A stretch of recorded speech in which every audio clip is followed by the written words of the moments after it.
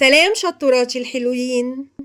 بالنسبة لشرابات الحريمي دايما بتتقطع مننا وخصوصا في أول لبسة، فعرفت طريقة جميلة جدا وسهلة ممكن تعمليها بيقعد معاكي فترة وما بيتقطع، غير انها هتغنيكي ان انت تجيبي شراب كل مرة تخرجي فيه، وممكن تعمليها كل مرة بتغسلي فيها الشراب. يلا بينا بقى نشوف الطريقة بتتعمل ازاي.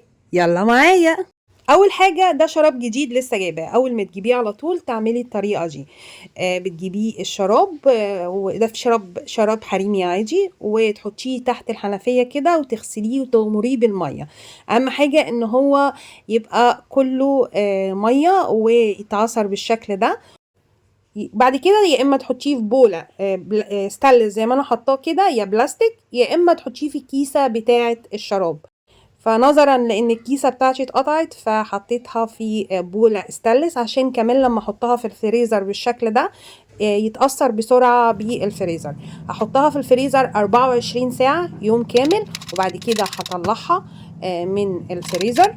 بيكون صوته زي التلج زي ما انتم شايفين كده واتحجر معايا. باخده بقى اطلعه من الفريزر، احطه تحت الحنفية تاني عشان اغسله تاني. زي ما انتم شايفين كده بيبقى محجر بعد ما اطلعه من الفريزر. ابدأ بقى احطه تحت الحنفية واغسله تاني. على فكرة ممكن تعملي الطريقة دي كل ما تيجي تغسلي الشراب، يعني بعد ما تغسليه حطيه في الفريزر وبعد كده 24 ساعة، ولازم يقعد 24 ساعة. طلعيه واغسليه ونشريه وبعد كده استخدميه. هيقعد معاكي فترة طويلة ومش هيحصل له اي حاجة. طبعا هنا بعد ما طلعته من الفريزر 24 ساعة وغسلته تحت الحنفية لسه ما نشفتهوش، بس فعلا بقى قوي. بس بحاول ان انا اقطعه بالشكل ده. طبعا في زمان كانت لما اول ما بطلعه يا دوبك لابسه والاقيه نسل معايا.